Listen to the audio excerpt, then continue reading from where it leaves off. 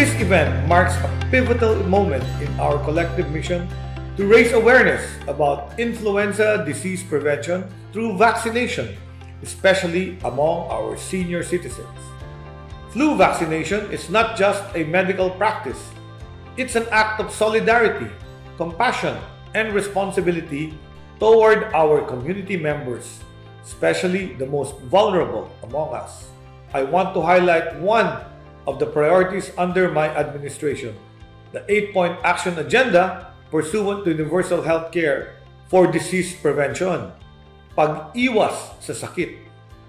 Hence, through this action agenda, we are committed to promoting healthier lives and protecting our communities against vaccine-preventable diseases. Sa pamamagitan ng mga doktor ng CHO, ay nasisiguro kung mapapangasiwaan ito na maingat at wasto ang proseso ng pagbigay ng flu vaccine sa inyong lahat. Makakaasa kayo, kasama ko si Vice Mayor April Aguilar, sa aming patuloy at walang sawang pagbibigay ng magagandang serbisyo at programa dahil hangad ng aming mga puso na maging maayos at maginhawa ang kalagayan ninyong lahat. Mahal na mahal namin kayo at palagi inadalangin ang inyong kaligtasan sa lahat ng oras. Noon po, ang aming pinofocus mga bata. Ngayon po, pinofocus natin ang mga matatanda dahil alam po natin na marami pa kayong makukontribute sa ating komunidad. We live to 100. Pwede po tayong mabuhay hanggang 100. Yan po ang gusto natin sa mga senior citizen. Dahil yan po ang sinasabi nating quality of life.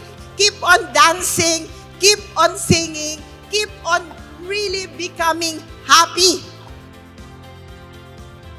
These senior citizens deserve to have yung quality life, and if we don't protect them from serious complications of yung mga illness na pwede namang i-prevent through vaccination, kawawa sila. We fully support yung pong ating vaccination program. Dito po sa Las Piñas ay we have more than 100,000 senior citizen.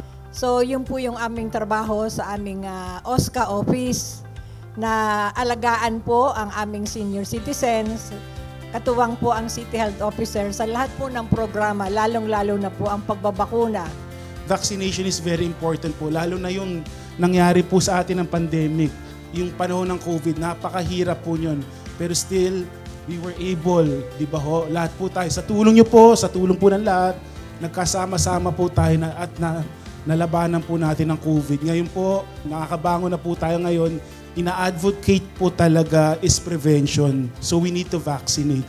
Far and wide, encourage our seniors to get vaccinated and work together to create a healthier and more prosperous future for all.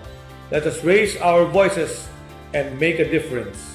Through our dedication, service, and inclusivity, we can build a stronger health system for every Filipino toward the realization of a healthy Pilipinas, kung saan bawat buhay ay mahalaga tungo sa bagong Pilipinas.